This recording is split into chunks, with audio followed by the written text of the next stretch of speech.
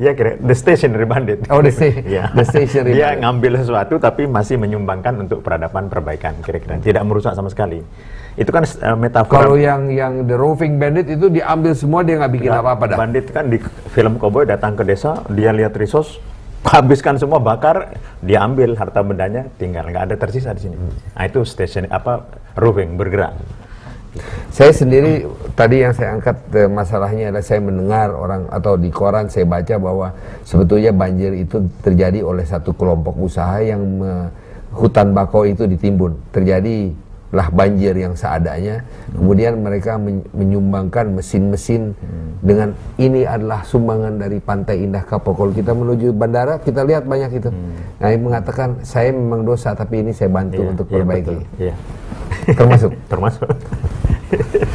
Oke. Ada apa lagi di dalam buku ini yang menarik menurut politik anggaran yang rapuh? Gini, di masa lalu itu sebenarnya bandit-bandit juga banyak, seperti kasus utang luar negeri. Ya enggak? Banyak sekali datang ke Indonesia, tidak ada tatanan bidding yang transparan. Bandit luar masuk ke sini, ada markup segala macam. Itu yang dianalisis. Nah, sekarang juga terjadi tapi dalam scatter yang lebih banyak.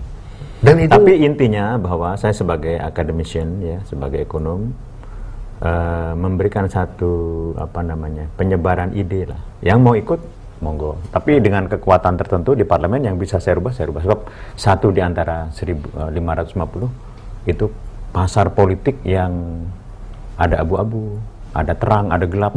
Itu political market yang macam-macam di dalam. Kalau boleh saya katakan, buku ini bukanlah satu buku untuk mengkritik, tapi untuk menggugah. Dua-duanya, mengkritik sekaligus menggugah. Supaya kira-kira ada, kalau kritik ada subjeknya kan? Ya, kritik itu ada subjeknya, kekuasaan, parlemen, pemerintah, birokrasi, pemerintah daerah, itu yang menjadi objek kritik terhadap. Menggugah, jadi untuk agar supaya semua orang mawas diri. Kira-kira seperti itu. Ya. Ada harapan? Dengan adanya buku ini bahwa tidak pernah berhenti dong. Kalau kita punya pemikiran ide dan ide itu berjalan, pemikiran berjalan. Nanti kalau saya punya murid kan banyak. Di anggota parlemen juga saya punya banyak murid. Nanti idenya akan berjalan. Bu, Didi, kita tadi masuk langsung di dalam buku ini, tapi mungkin sebelum kita menutup bahagian pertama daripada pertemuan kita pada hari ini, kita banyak sering mendengar, membaca tulisan Didik Rahbini.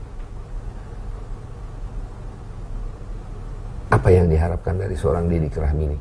Awal dan juga menulis tentang lelang di industri karet, kelapa sawit.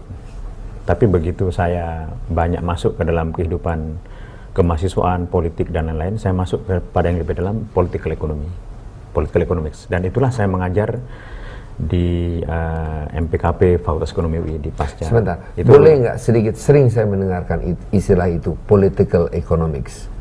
Apa sebetulnya political economics kalau bisa digambarkan secara sederhana? Ya, political economy itu satu instrumen ilmiah, pengetahuan, analisis untuk melihat proses-proses politik yang link dengan ekonomi.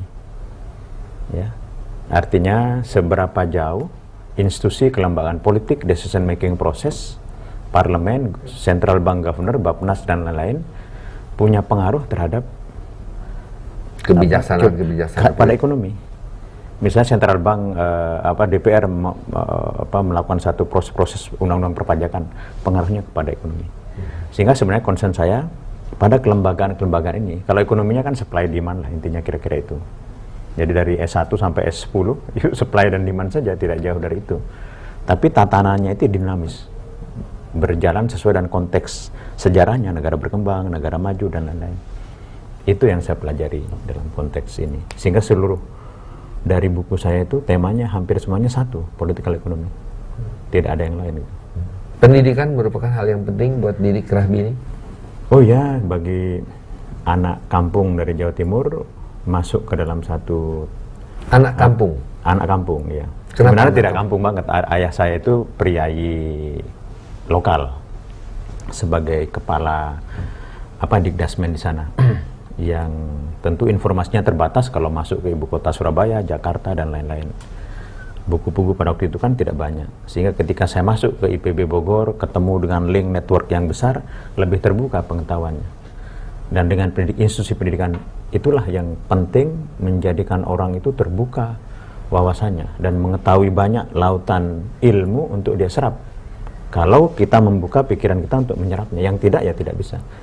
Dan kita tidak punya aktualisasi lain dibandingkan dengan teman-teman kayak Prabowo atau Hasim yang dulu ayahnya itu sudah profesor di kota besar. Tentu aktualisasinya berbeda dengan saya pribadi. Lewat pendidikan itulah tempat bertemu di IPB Bogor itu seluruh Nusantara.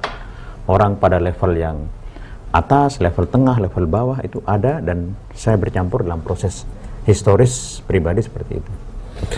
Baik, kita akan menutup bagian pertama dari pertemuan kita, Bung Didik. Mulai agak panas di pertama, agak hangat mulainya.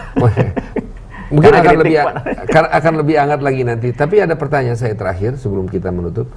Kira-kira seminggu yang lalu kita berencana untuk berwawancara. Ya. Kemudian saya mendapatkan telepon dari Bung Didik mengatakan, sorry Peter, saya minta undur nih karena ini lagi ada angket voting untuk pemilihan gubernur Bank Indonesia. Apakah iya apa tidak, apakah diteruskan atau tidak, apakah menerima atau tidak, apakah setuju dengan usulan presiden atau tidak. Bung Didik Rahmadi di PAN, kita membaca bahwa PAN tidak setuju dengan adanya Agus Martowardoyo. PAN setuju, mendukung. Dengan argumen bahwa janganlah lembaga-lembaga politik yang tidak punya argumen-argumen kuat